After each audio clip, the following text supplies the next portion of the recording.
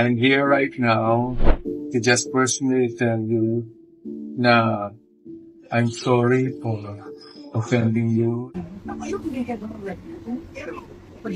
That's all, sir. Sorry for calling me tanga.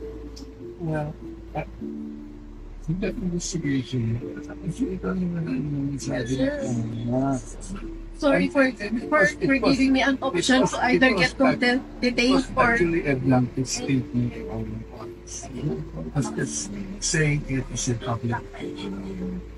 But you know, siyempre is a more of a burst of yeah. Hello everyone! Welcome back to my YouTube channel. Ang ating pag-usapan ay tungkol sa bloodbath ni VP Inday Sara. Ayan, hindi pa man nangyayari yung impeachment ay nagba-bloodbath na sila, naliligo na sila sa sarili lang mga dugo. Hindi literal dugo na dugo. Ayan. So, ang unang nangyari na bloodbath ay yung pagka-delay ng pagbasa ng impeachment trial. But, it will happen in 4 days kasi 7 ngayon. 7, 8, 9, 10, 11 in 4 days. So, titingnan natin kung matutuloy. At, ang pangalawang bloodbath, yung TRICOM hearing na nangyari 2 days ago. Kapon, hindi. 2 days ago. So, kung makikita natin dun sa hearing nila, yung mga natalo ay malumanay ng magsalita at yung matapang doon ay yung mga nanalo kagaya ni Chihuahua dahil nanalo siya, ang tapang pa rin niya, gusto pa niyang i-continue yung pag-contempt na gusto pa niyang ipakulong si Mark Lopez, as in gusto pa niya, pero sinabi nung mga hindi nanalo na wag na ituloy kasi magi-ending na nga sila. At yung kanilang summary, nakakaya naman yung nilagay nila doon ay yung mga DDS vloggers, yung mga babae, sila Crisette Chu at saka si MJ Kiambao, sila lang yung nalagay doon. Talagang ang TRICOM ay hindi para sa fake news na pangkalahatan, fake news para sa mga nagfi-fake news, kagaya ng Mr. Media, madalas silang nagfi-fake news din.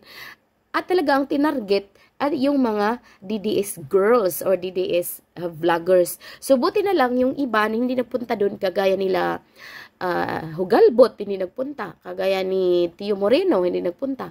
Kagaya ni Sasarogando Sasot, hindi nagpunta. So, ayan, naliligo na sila sa sariling mga dugo-dugo nila. Kasi nga, kung pagkatapos ng kanilang session, wala silang naipa-contempt at saka kahit na ininsulto nila si Kaado Paglinawan, sila rin yung nainsulto kasi nga sila yung nag-walk out. Si Tariela nag-walk out. Yun, nagba-bloodbath na sila. At, yung abante na sobrang tapang, grabe. Yung pinaamin niya si Crisette na mga tanga, at si MJ Kiambao na mga tanga, ay nag-apology. As in, ito yung video. Panoorin nga.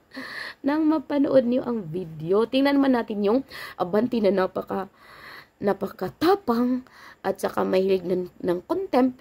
Ayan, matapang na siya, nagsorry talaga. Pero ang tanong, magsusuri kaya yon kung nanalo?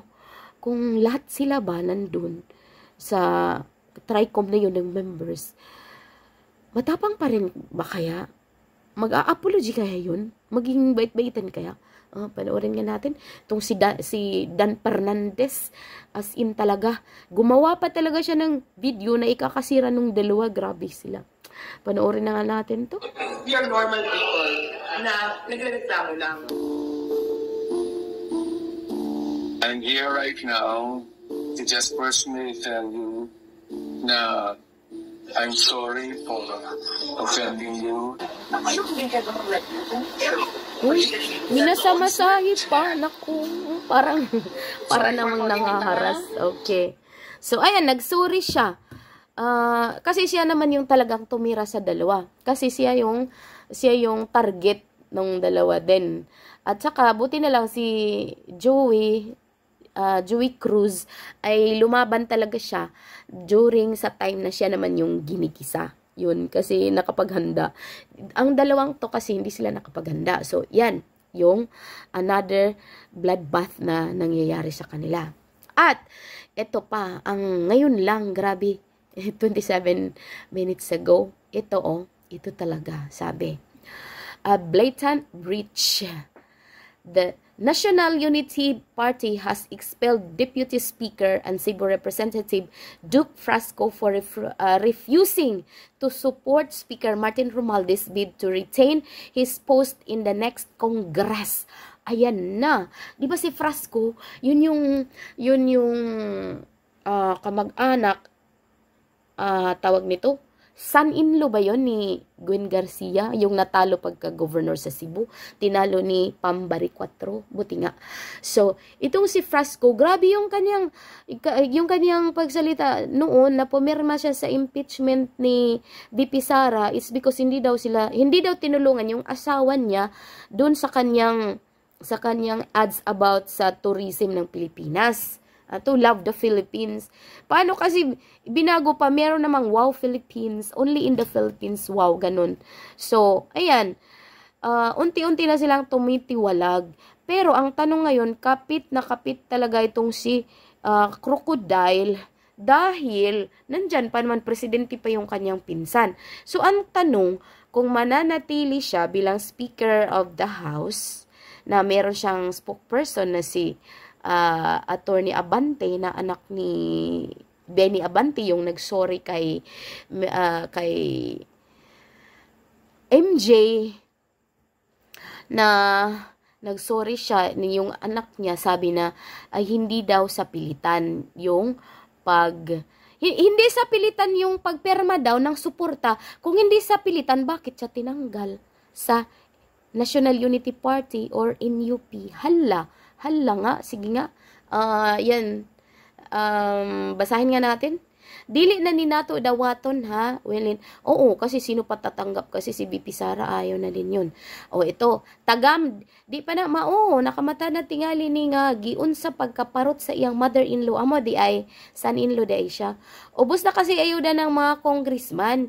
Yun lang naman talaga habol na para mag-sign yun.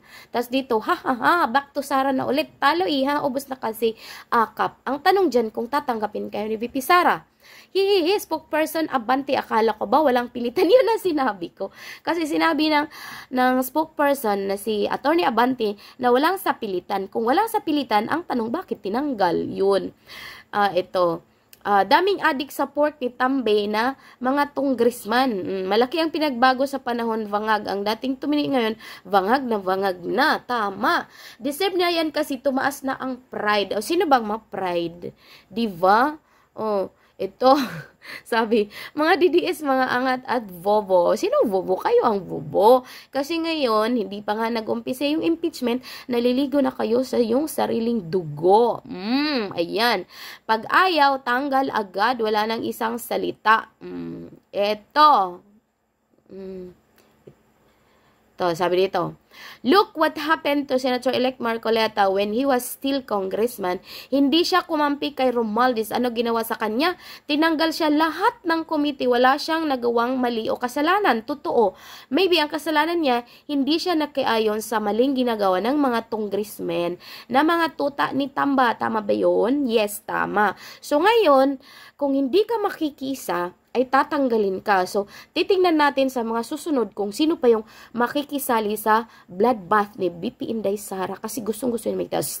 So, sana yung impeachment, yung resolution ni Senator Bato, huwag niyong permahan yan, mga senador.